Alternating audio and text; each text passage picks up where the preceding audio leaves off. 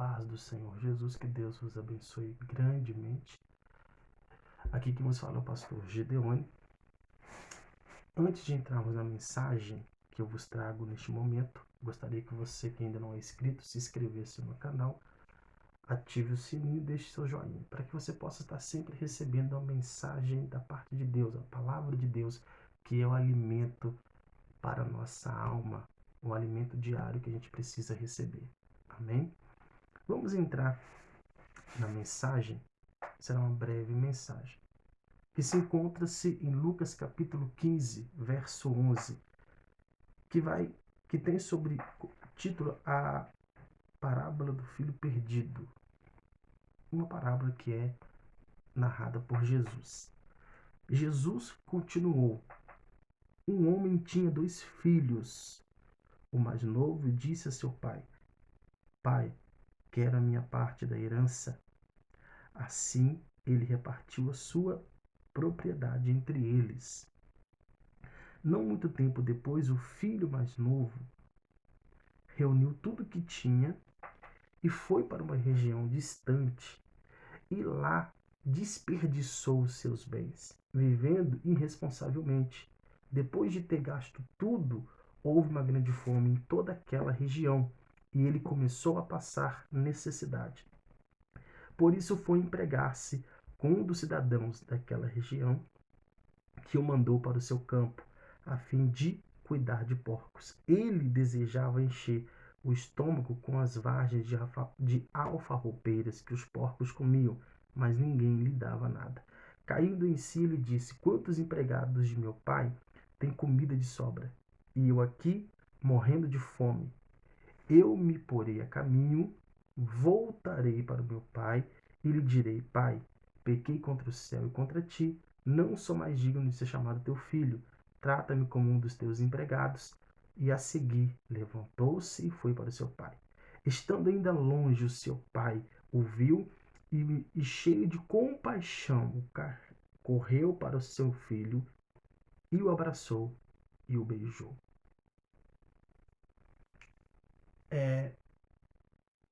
Com base no que lemos aqui em Mateus capítulo, em Lucas, né?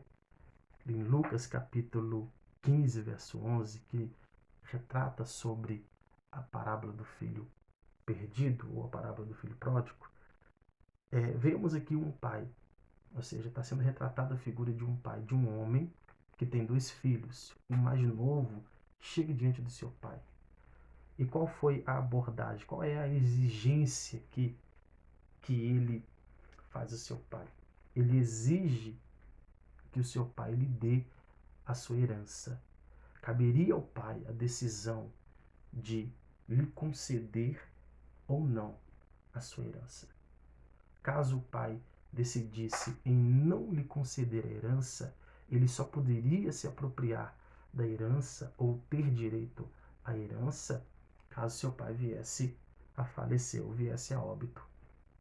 O pai, tomando uma decisão, respeitando, porque aqui eu vejo um pai tão amoroso e um pai que decidiu por si só lhe conceder a sua herança. Mas o pai repartiu a sua propriedade entre eles, ou seja, entre os seus 2 filhos, né? Aqui no verso 12 vai estar deixando bem claro. Assim, ele repartiu a sua propriedade entre eles, ou seja, o pai repartiu entre os 2 filhos. O mais velho, ele tem direito a 2/3 e o mais novo a 1/3 da herança. Ele reuniu tudo o que tinha, como a Bíblia vai nos deixar bem claro no verso 13. Não muito tempo depois, o filho mais novo reuniu tudo o que tinha e foi para uma região distante. Ou seja, ele reuniu tudo que lhe pertencia e deixou a casa do seu pai. Saiu da casa do pai, deixou a presença do pai e foi para uma região distante. A Bíblia vai dizer que nessa região distante a qual ele foi, ele desperdiçou Ele gastou todos os seus bens, vivendo irresponsavelmente. O que nós percebemos é que quando um filho, no caso do filho pródigo aqui retratado, quando ele deixa a casa do seu pai, por qual motivo, por qual razão? Primeiramente porque ele não queria ter que cumprir normas, regras, porque na casa do pai existem normas. Existem restrições que os pais impõem aos filhos dentro de sua casa. Os filhos não podem achar que na casa do pai eles vão fazer o que bem quiser, né? Ou que eles vão estar na casa do pai achando que na casa do pai não existem regras, não existe afazeres. Obviamente que ele estava querendo conquistar a sua independência, mas de maneira irresponsável, de maneira imatura, né? Um pai, ele sabe quando um filho está apto para deixar a sua presença ou para deixar a sua casa. Todos os pais sabem quando um filho ele está maduro o suficiente, responsável o suficiente para deixar a sua casa ou para deixar a sua presença. Todos os pais sabem. No caso do filho pródigo, retratado nessa parábola, ele não estava preparado, mas o pai respeitou a sua decisão. O pai respeitou a sua decisão, ou seja, respeitou o livre-arbítrio. O que é o livre-arbítrio? Direito de escolha, direito de decisão. Era a decisão do filho, era a sua escolha, era a sua vontade. E o pai respeitou isso. O pai respeitou. Em nenhum momento o pai o convence de ficar. Em nenhum momento, pelo que está sendo retratado aqui, o pai em nenhum momento convenceu o filho de ficar em sua casa, de não deixar a sua casa, a sua presença. Pelo contrário, ele respeitou a sua decisão e, portanto, que ele deixou a casa do seu pai. E quando ele deixa a casa do pai, quando ele sai da casa do pai, obviamente que o pai aqui neste momento poderia deserdá-lo, porque ele trata o pai de uma forma irresponsável. E no Oriente Médio, quando o filho toma a decisão de deixar a casa do seu pai e primeiramente de abordá-lo dessa forma que ele abordou, desejando a sua herança, porque no Oriente Médio quando o filho deseja a herança do pai é porque ele está desejando que seu pai morra. E isso é um ato de desrespeito, podendo ser até o filho ser sentenciado, né? Pelas leis vigentes lá do Oriente Médio, o filho pode ser até sentenciado à morte de apedrejamento. Então aqui eu vejo um pai que, de fato, um pai que o ama, um pai amoroso, né? E ele deixou a casa do seu pai e, vivendo irresponsavelmente, desperdiçou seus bens. E aí houve, a Bíblia vai dizer que houve uma grande fome naquela região. No verso 14, né, vai dizer assim: depois de ter gasto tudo, houve grande fome em toda aquela região. E ele começou a passar necessidade. Ele passou necessidade. Porque houve fome naquela região. E a Bíblia vai dizer que ele foi empregar-se com um dos cidadãos daquela cidade, né, na qual lhe pôs a responsabilidade de cuidar de porcos. Né? Como houve uma fome naquela região e ele começou a padecer necessidade, não tinha recursos mais para se manter, para se sustentar, ele precisava de se alimentar, ele precisava de recursos. Então, ele foi se empregar-se com um cidadão daquela região na qual ele carregou de cuidar de porcos. E a Bíblia vai dizer aqui que ele desejou comer a comida que os porcos comiam. Ele desejou. Existem muitos pregadores que, quando lê essa passagem, cometem, na realidade, um erro de interpretação desse texto. E qual é o erro de interpretação? Que muitos pregam e afirmam que ele comeu a comida dos porcos. Ele não comeu a comida dos porcos. Ele desejou comer. Há uma diferença entre comer e desejar comer. Ele desejou, ele não comeu. Então, muitos cometem um erro de interpretação do texto. Por isso que o texto tem que ser muito bem interpretado. Tá? Por isso que você tem que ler o texto com atenção para não cometer erros de interpretação. Tá? Então, o filho pródigo desejou comer. Ele não comeu.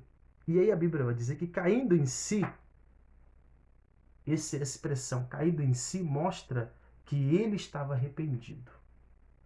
Ele estava arrependido.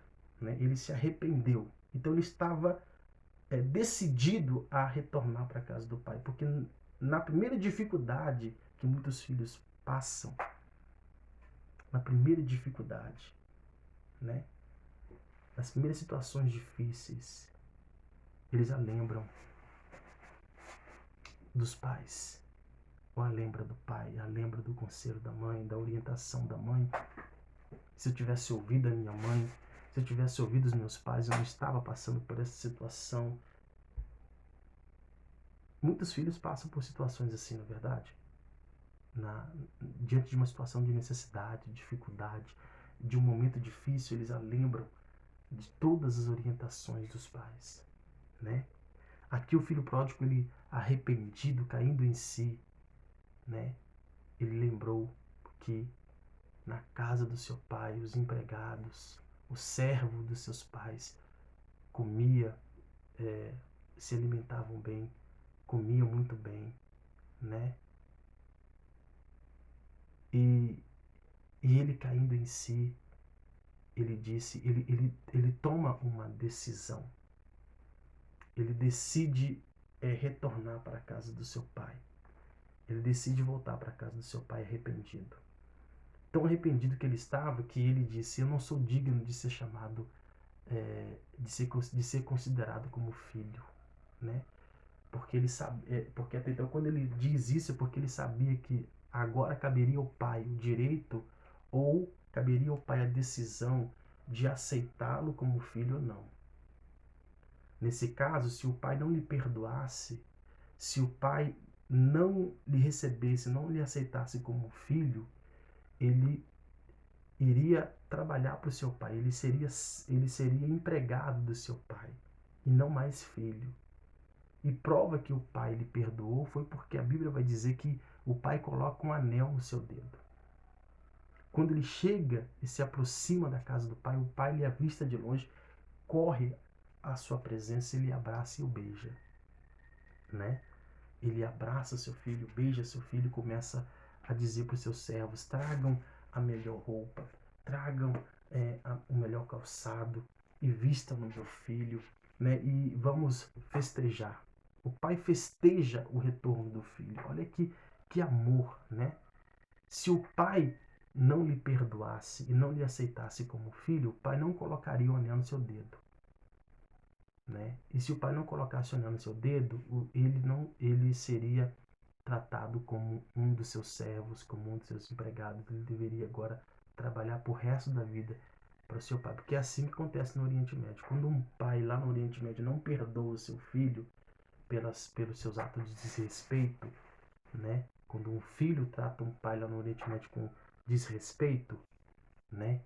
E se o pai não lhe perdoar, o filho torna-se empregado do pai. Pro resto da vida. O pai, sem direito a nada, sem direito à herança. Ele é tratado como empregado, como servo. Né? Se o pai lhe perdoar, o pai coloca o anel no seu dedo, considerando, ou seja, você está perdoado, você é meu filho, e eu te amo, e você tem direito à herança. Ou seja, porque quando ele coloca o anel no seu dedo, é que o pai demonstra o seu perdão, o seu amor para com ele, e aí ele passa a ter direito à herança, né? Novamente. Então mostra o amor de Deus por nós. Isso prova de fato a expressão do amor de Deus, né? Esse pai relatado nessa parábola representa o nosso pai, o Deus de amor, que nos ama incondicionalmente. E prova do seu amor que ele deu o seu filho para morrer por nós. Prova que ele nos ama de verdade, né? Ele nos ama de verdade. E o amor de Deus não se explica, né? Se aceita. Nós temos que aceitar esse amor. Prova desse amor está lá registrado em João capítulo 3, verso 16. Deus amou o mundo de tal maneira que deu o seu único filho para que todo aquele que nele crê não pereça, mas tenha a vida eterna. Amém?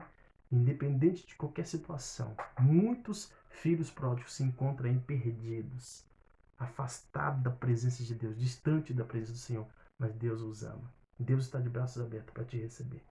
Amém? E Ele deseja te receber de braços abertos, para que você retorne para a sua presença.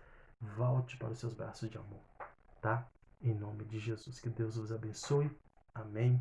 Amém.